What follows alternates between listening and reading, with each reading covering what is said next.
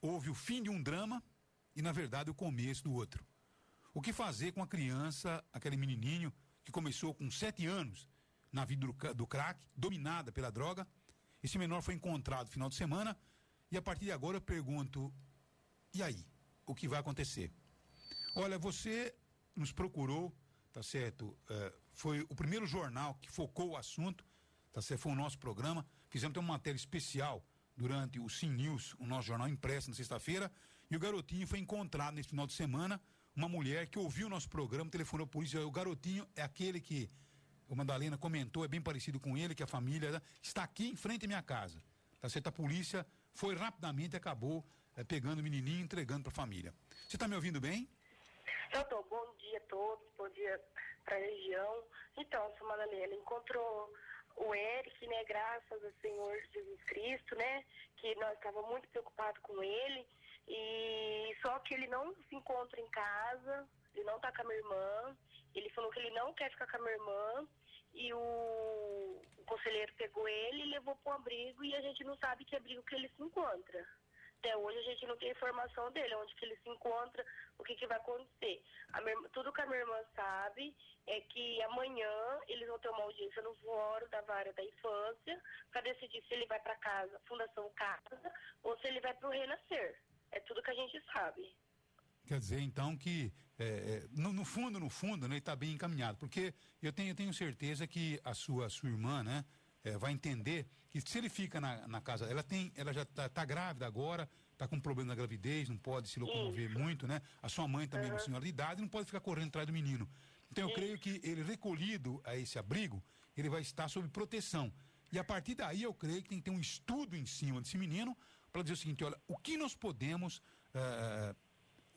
promover de atração para que seja mais atrativo do que o crack na vida desse menino. Então, aí ele pegou e falou assim que se ele ficasse com ela, ele ia dar o trabalho que ele deu, ele ia dar em dobro para ela, e que ele não queria ficar com ela. Por que ele não quer ficar com ela? Qual que é a alegação dele? Por que ele não quer ficar com a mãe? Ele não fala. Não fala? Ele não fala pra gente. Agora a mãe diz que é carinhosa com ele, dá tudo que ele precisa, né? E ele não quer, é isso? Então, acontece assim, que a gente já, a minha irmã, a minha outra irmã, a gente já crescemos assim numa família assim meio que conturbada. A gente não temos nem pai nem mãe vivos, né? Então já vem um drama assim bem de infância. Às vezes, sei lá, a gente acha que é coisa da cabeça nossa, mas ou da cabeça dela, que às vezes acaba descontando na criança, mas a criança não tem culpa, né? Mas se Deus quiser, vai dar tudo certo e ele vai sair das drogas. Tá certinho, quer dizer, já tá. Então, é a curiosidade da população, né? Porque o caso ganhou notoriedade, saiu em quase todos os jornais da cidade. Quer dizer, não é normal uma criança de 7 anos, né? Se dependendo do crack, 7, 8, 9. Como é que essa criança se viciou? Então, essa criança tem que ser, viu, Luiz e Nancy, colocada ali como objeto de estudo e solução. Deu para entender ou não? Então, nós temos que encontrar uma forma de dizer o seguinte: olha, o que será que pode ser mais atrativo na vida dessa criança do que o crack? Deve existir Madalena, coisa, né? Quero agradecer o seu programa, né? Que ajudou a gente a encontrar a criança, que está com a foto dele no jornalzinho, sim, né? E agradecer a todos que ajudou nós, que deu apoio pra gente, que a gente estava bem preocupado com ele, porque ele foge, seu Madalena, ele fugia assim, ele desliza assim, quando você vê ele já some, ele foge, não tem explicação por quê, como que ele faz, não tem, sabe? Tá então, certo. Quero agradecer a todos que ajudou nós e deu essa força pra gente. Tá certo, um abraço a você, um bom dia, viu?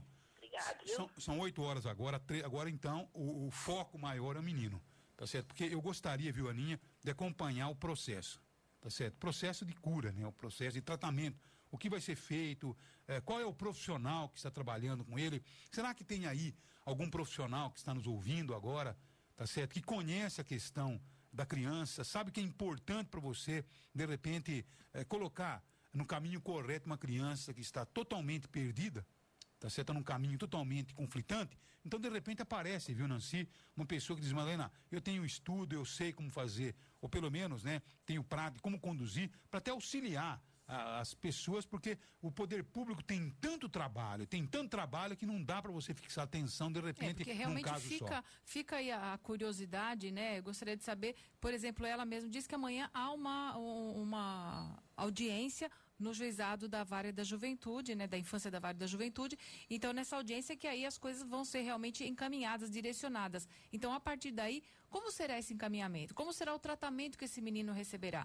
Né? Simplesmente ele vai ser colocado num abrigo, vai ficar num local sob tutela do poder público, mas e o tratamento efetivo? E a recuperação dele, como é que se dá? Como é que acontece? E a família também precisa de uma recuperação, no sentido de que é preciso mudar o ambiente. Voltar, senão ele nunca poderá voltar para o mesmo ambiente. Então tem que ser um tratamento ali de mão dupla, né? Tanto para ele quanto para a família. Então, logicamente que tanto do ponto de vista físico, porque ele, infelizmente, aos 10 anos já é uma criança que está viciada, mas viciada profundamente no crack, né? E já teve, o histórico já é muito triste, é trágico, mas também tem um fator psicológico, ele precisa de um acompanhamento psicológico muito grande para ele se recuperar, além de que tem que ter o atrativo para quando ele se recuperar de tudo isso, tenha simplesmente aí uma sina, né? Um destino, um rumo para tomar, uma luz no fim do túnel para seguir. Então, mas agora, será que ele gosta de futebol? Será que ele